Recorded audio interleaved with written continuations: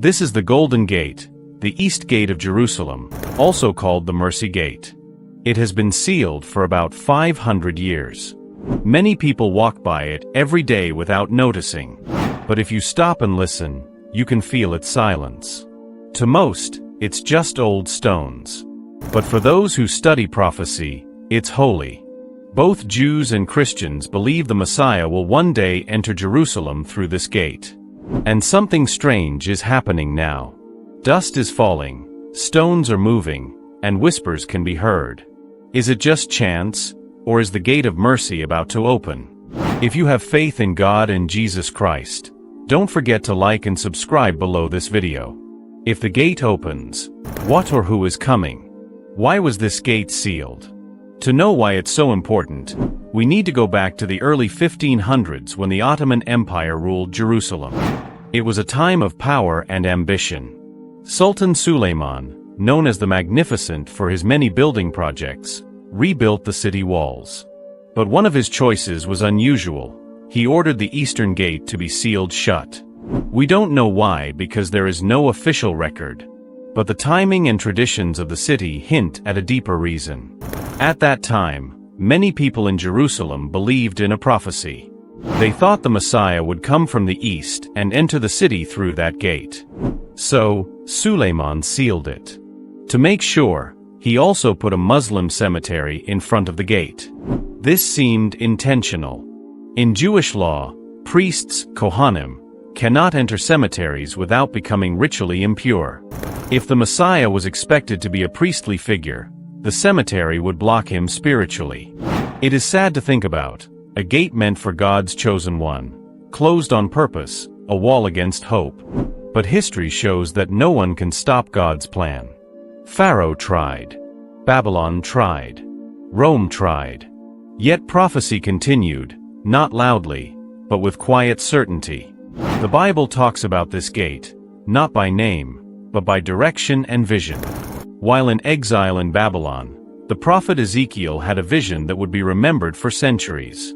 He saw the glory of God coming into the temple from the east, through what he called the East Gate, Ezekiel 43. But earlier, Ezekiel saw something sad, God's glory leaving the temple, going out toward the east, Ezekiel 10. This is a story of God's presence and then distance, of closeness and exile. Now, fast forward a few hundred years. On the eve of Passover, Jesus travels toward Jerusalem. The crowds are excited. He is riding on a donkey, which was a clear sign fulfilling the prophecy of Zechariah. Rejoice greatly, O daughter of Zion. Your king is coming to you.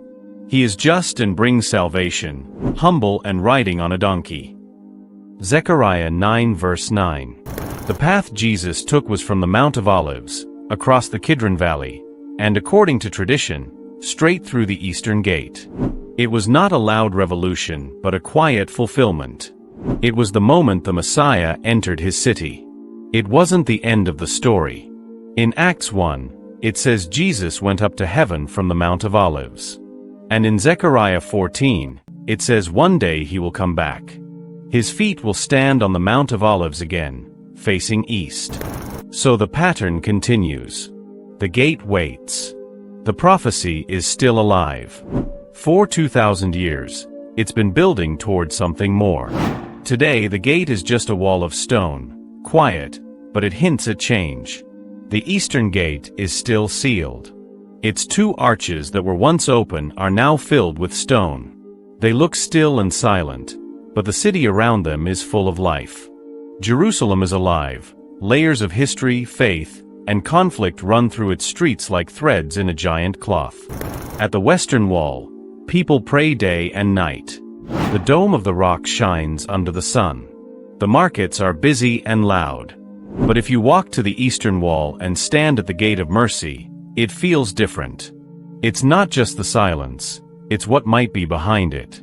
In the last few years, quiet rumors have spread. Not big headlines, but small reports. Tour guides talk about dust slipping through cracks in the sealed gate. Some say the stones have shifted slightly. Engineers have noticed tiny misalignments. A few people claim they've heard soft groaning sounds from inside. There's no official reason for it. Many say it's just erosion or old foundation settling, just normal for an ancient city. But for some people, it feels like something more, a quiet sign. In Matthew 24, Jesus talked about signs, wars, rumors, shaking ground, voices calling from lonely places. He said, "Watch, because you don't know the hour." There's something deeper going on, something we can't measure but can sense. The Bible talks about this. Hebrews 11 verse 3 says, "By faith, we understand that the universe was made at God's command, so what we see was not made from what was visible." It's a powerful truth. Everything we see came from what we can't see. This changes how we look at the world. It shows us the physical world is not the whole story. It's just the surface, a ripple from something greater. So when we look at the Eastern Gate, it's not just old stones and mortar. It's a doorway between the natural and the divine. In the Bible, God rarely shouts. He works in ways that seem small but have huge meaning. He spoke to Elijah with a whisper, not with thunder.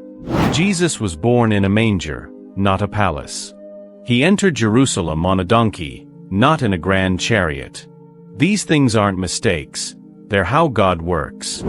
They remind us that God's kingdom often starts small and quiet, like a seed that grows slowly. So when we see dust falling or hear strange sounds from the gate, maybe we shouldn't just explain it away. Maybe we should ask, is this the kind of sign God gives? Not a big show in the sky, but a soft sound in the wall, a small shake in the stone. The Mount of Olives is part of this pattern too. To understand the gate, look straight across from it. There you see the Mount of Olives. It's not just a hill, it's one of the holiest places on earth. Its link to the Eastern Gate is no accident. It's exact and prophetic. Ezekiel saw in a vision that God's glory left the temple and went east, resting on the Mount of Olives. It was a sad moment, God's presence leaving his house. But Ezekiel also saw the return. He saw God's glory coming back from the east, entering through the same gate. Ezekiel 43 tells this story. It's the pattern, leaving and returning, sadness and hope. Hundreds of years later, Jesus followed this same path. He crossed the Mount of Olives and entered Jerusalem, not just anywhere, but through the Eastern Gate. It was Palm Sunday. People shouted Hosanna. And once again, glory passed through the gate.